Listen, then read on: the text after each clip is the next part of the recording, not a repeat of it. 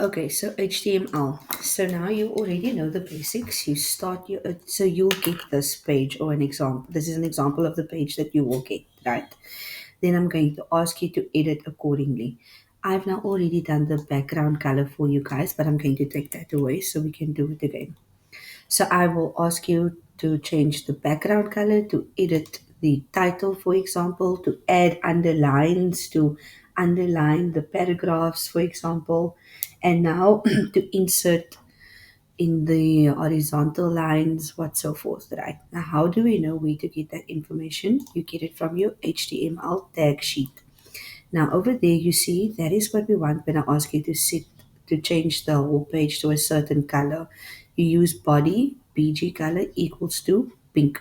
But that might not be pink, it might be whatever color I'm asking you to change it to in the exam.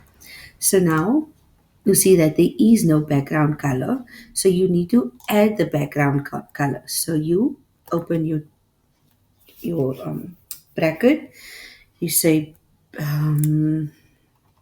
let's look at the tag sheet again. It says body. So we enter body. We want BG color and equals to what color do we want it? Let's say so pink.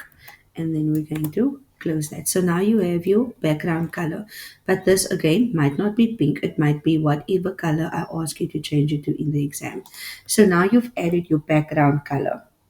So now let's take this one for example. I might ask you to put this in the center and to underline this. So now you have your heading 1 and I know I want to underline this heading 1. Okay, let's look at where the underline, where is underline, where's the tag for that?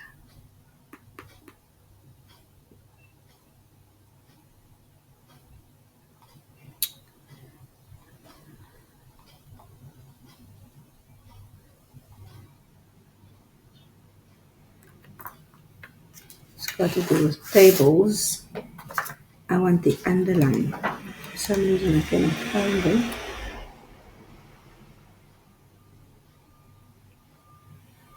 I know it's a slash and a U, but it's not on this tag sheet.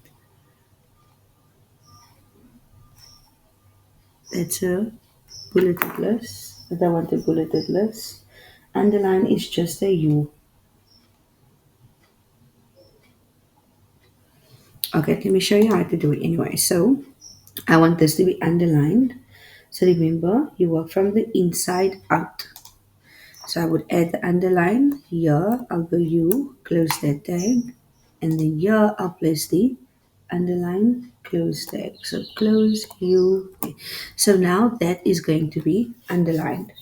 Now let's take it a step further.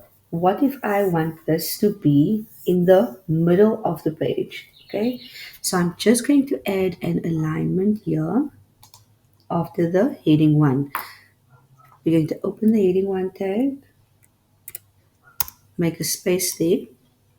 Now let's go back to the tag sheet. When it goes to alignment over here, so I want to align it. Okay, I know on the tag sheet that I'm going to give you, the stuff is there. This is a very terrible tag sheet. Okay, it will be something like this. Yeah, paragraph align, but this is just a sentence, so you won't add the P, but you're going to use this align. Okay, so we're going to say align. Let me copy that and see if it's going to work so I can show you. So after the heading, you're going to say align equals to, but we want it to be in the center.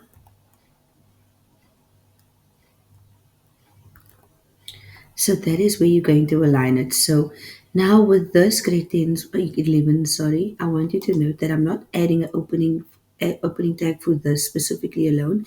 I'm simply adding it to my heading 1 tag there. Okay, so align, close that tag, it's with that.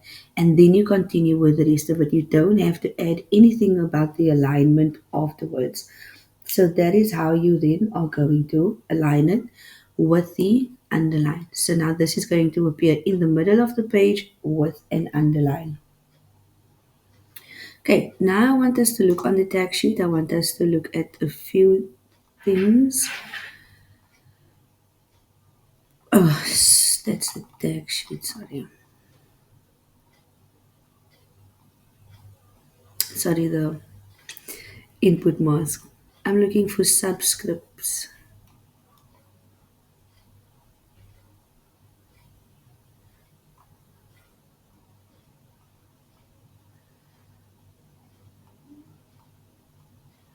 This is a very bad HTML sheet. Another one I have for you is much better. Let me just get a better HTML sheet so that you can have your subscripts as well.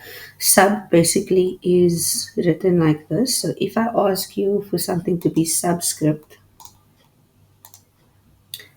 meaning just underneath, wherever the sub needs to be. So, for example, in the, and I want the ultimate shadow between sleek phones to be subscript, or the ultimate shadow between, I want that to be subscript or just underneath that text. I simply open my tab, I say sub, close my tab, and there I'm going to enter the closing tab, sub. So that text will then be right underneath. You know how to bold. So bold is just the B. If I want something to be bold, I just go bold, like iPhone, for example, and I close that bold tab like that. Sorry. And then if I want the size or the color of something, I'm simply just going to add size and or width. Now let's go to this image here, for example. I want the width of this image to be, let's see, trying to make up a number, let's say 500. So I go here to the image tag over there. You see what it needs to look like. For now, I'm going to just highlight this and I'm going to, no, the image is already, so the image source, there's the image source name. Um, Image source name. Now I want to add the width and I want to add the height to the specific image. I'm going to add it at the end after the alt. So I'm going to say width equals to, I want it to, in converted commas, I want it to be 600, for example, and I want the height,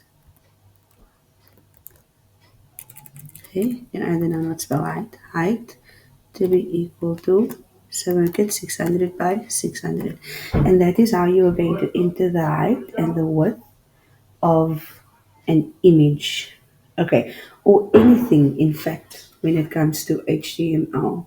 You always add it in there. If you want a border, you say border equals to added in inverted commas. So I will give you the sizes of everything. I will give you the instruction of what to add, and you'll just add it accordingly, like that. Okay.